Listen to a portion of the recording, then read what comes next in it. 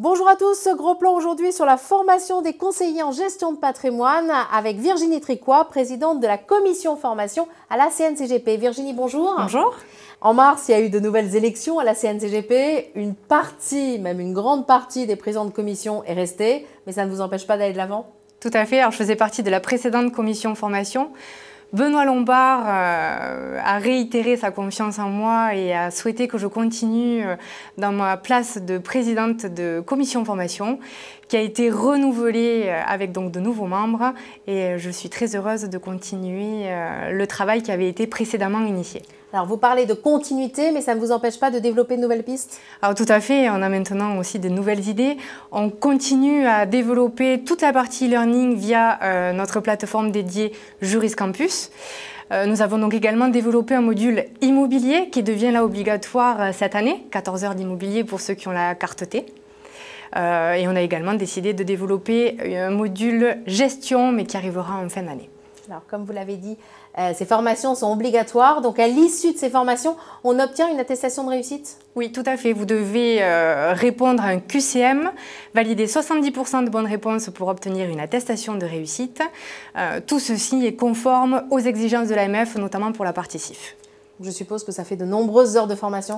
Tout à fait. À la CNCGP, nous demandons donc 25 heures de formation à nos adhérents, dont 7 heures de CIF, dont 14 heures d'immobilier pour ceux qui ont la carte T. Ça fait beaucoup pour les conseillers en gestion de patrimoine qui ont quand même une activité assez dense à côté? Alors, ça fait beaucoup. À la CNCGP, donc, on demande 25 heures de formation. Aujourd'hui, donc, nous travaillons sur la réalisation d'un tronc commun. 7 heures de CIF sont obligatoires, 14 heures d'immobilier. On a pour objectif de diminuer ce nombre d'heures parce qu'on s'aperçoit que dans toutes les activités que nous exerçons, il y a quand même beaucoup de points communs. Donc nous soumettrons prochainement au conseil d'administration une proposition en ce sens. Alors, toutes ces formations se font par Internet?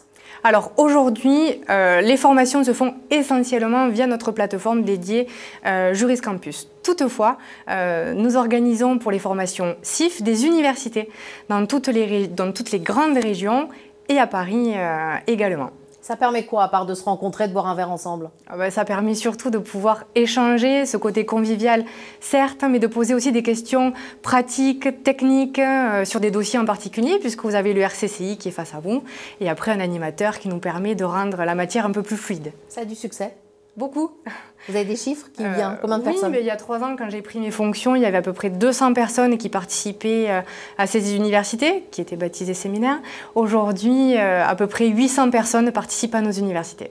Bon, vous disiez qu'on pouvait poser beaucoup de questions, vous organisez des formations, mais vous ne pouvez pas finalement toucher l'ensemble des sujets. Comment vous faites? C'est pour ça que nous continuons à valider des formations partenaires qui nous proposent des formations sur l'allocation d'actifs, le droit de la famille, la fiscalité, et ce qui nous permet de répondre aux demandes de nos différents adhérents.